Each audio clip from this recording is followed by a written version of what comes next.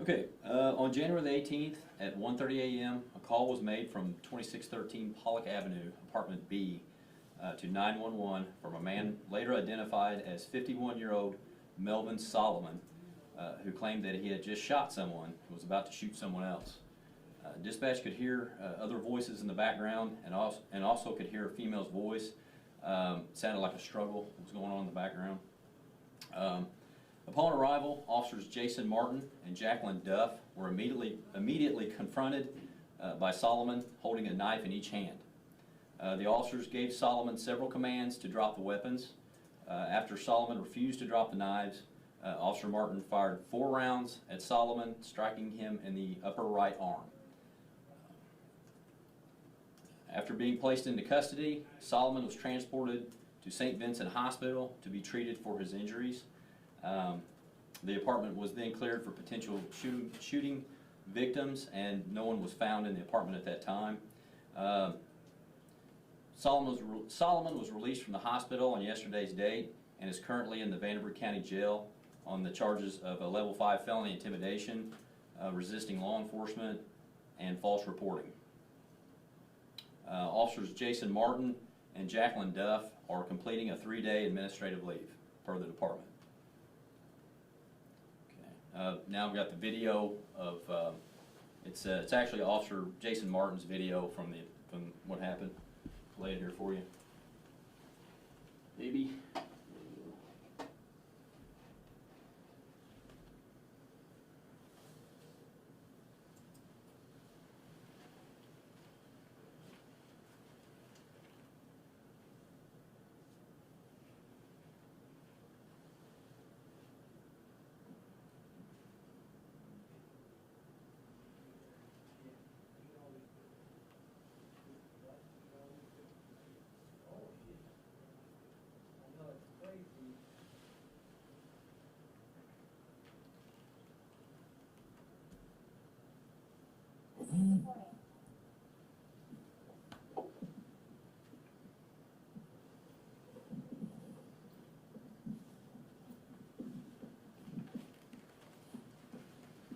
Turn around, face away from me, put your hands on your head.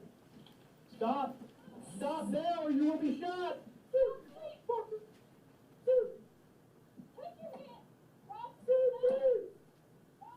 Ever 3201 at gunpoint. Stop walking! Stop now! Stop now! Stop now! Do not go in that house!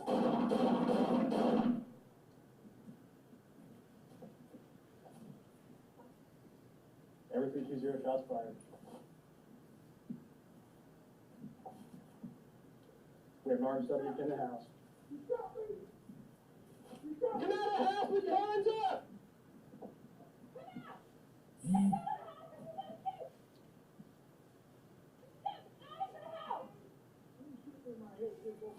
Come down onto the sidewalk! Lay down on the ground!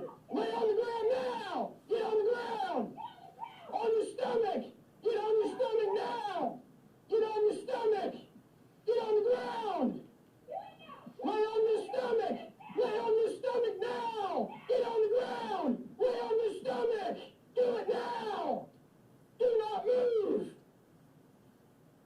Hold your gun on him, stay covered. Turn your light on.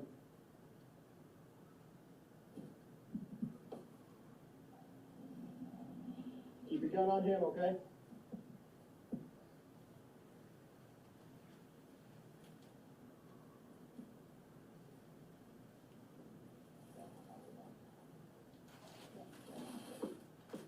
Everything is here. We got one prone down on the ground. Turn that clear down.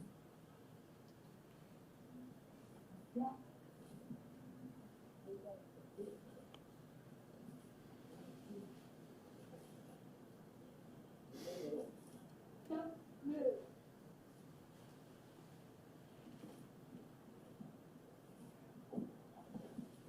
Negative.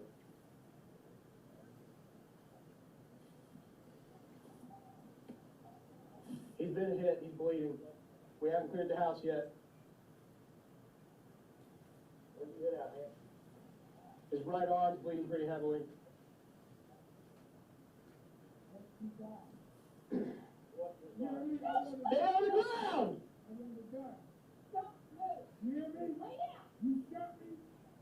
He was armed with 2 large knives. He was advancing on them when we got here. No. He ran back into the house. I opened fire on him when he tried to go into the house and still had knives on. I didn't know he was in the house. Okay.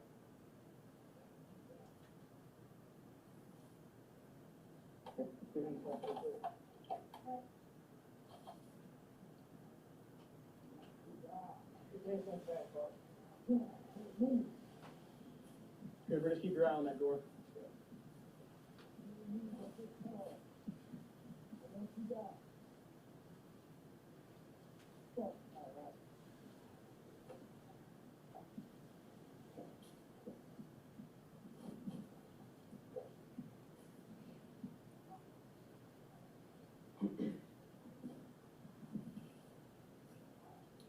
Every 3-0, got one.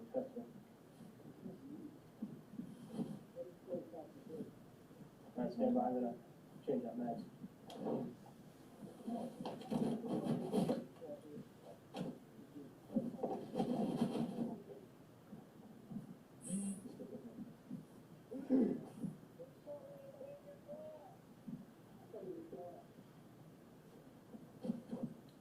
Every 3-0, they're gonna clear the house now.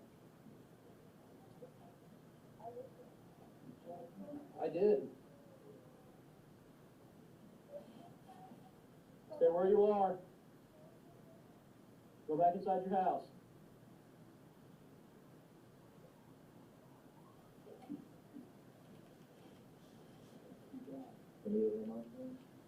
Once we get this house, yeah, that's all I'm doing. Yeah, I shot him.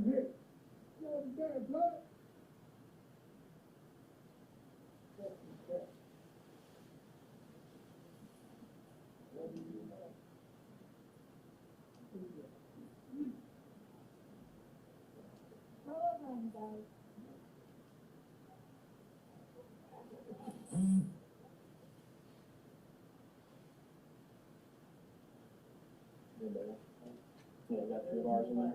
Just clearing it now. Butel, a couple others. Yeah, Butel, Cooper, and Giles just finished clearing it. I did. You did? Yep. All right. You guys got him? Yeah, he's in cuffs. Him? Yep. All right, we'll do it.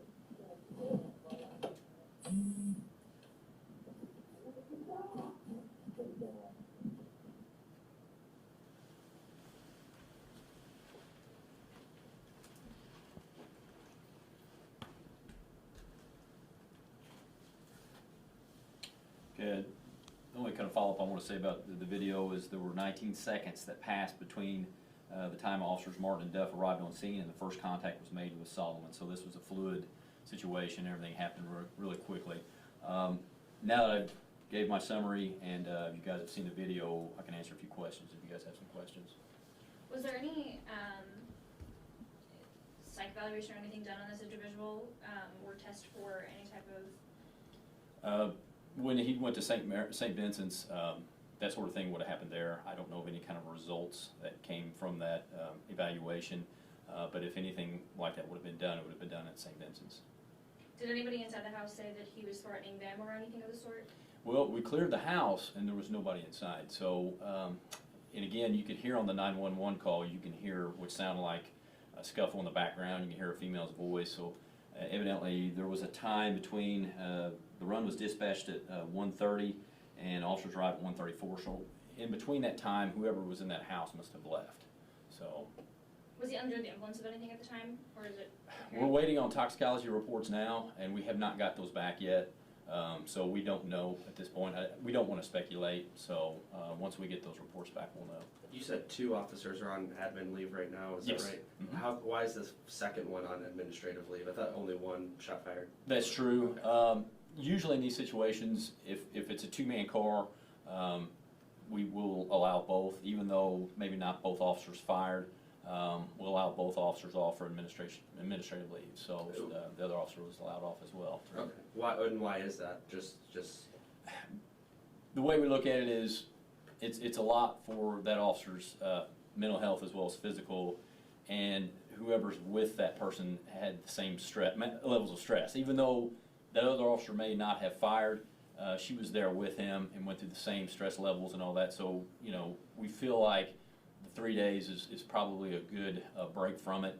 Not to mention, we know that there's a lot of investigation that goes on, a lot of follow-up, and just to remove those officers from that situation for about 3 days is good for them long-term. Was she a newer officer? I hear him giving her commands, make sure you stay on him, things that I guess you wouldn't normally hear from a person who's been on the force for a while. She was actually in her second rotation of her probationary year, so she's within her first year still. So yeah, she's really new. You, as the gentleman prepares to go more into the house, you see the shots fired. Were they just doing that to prevent him from going inside and potentially getting something else? What was the reasoning behind firing off discharging his firearm? Exactly what you said. According to the knowledge that these officers had from dispatch, you know, and you heard it in the video. Well, the video alluded to it, and I don't know if you got the 911 call, but he says he's already shot somebody and he's going to shoot somebody else. We can hear people in the background. Our priorities are human life, and if the officer would have let him go back in there, knowing there's other people in there and something happens, you know what I mean? So he felt, and rightly so, that he needed to stop the threat there before there could be potential other victims. Because at the time, we were fairly certain there was one, maybe two victims, and we didn't want to add to that. So he did what he had to do to stop that threat and like I say, not have other potential victims. At the very beginning of the video, the man that was shot, you hear him say something that to me sounds like shoot me, or something of that lines. What was it that was said at the very beginning? What is he saying to officers? He did. He said that several times, shoot me. I heard later on after he was loaded in the ambulance, he said several times, I was shot by the police, I just want to die. We feel like this may have been a suicide by cop situation. We feel like maybe he lured us out there for that. Again, we don't know, but he's made several comments that he wanted to die. You know, he approached two officers with two large knives in his hands, so we feel that may have been a possibility.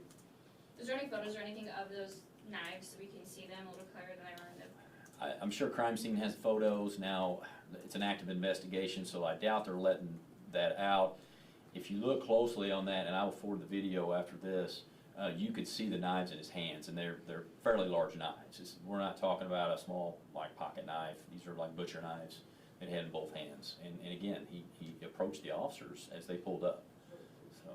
Can you say the officer's name just one more time, both of them? Sure. It's Officer Jason Martin and Officer Jacqueline Duff. Could we get spellings on this as well?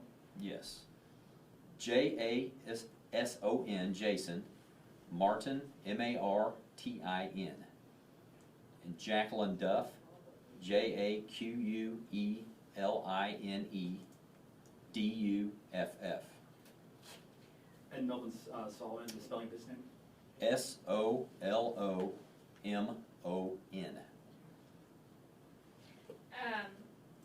Did officers act properly and within the EPD standards? Yes, they did. This is almost like a training scenario that we do, so they acted exactly how the training they are trained to do. So yes, they did.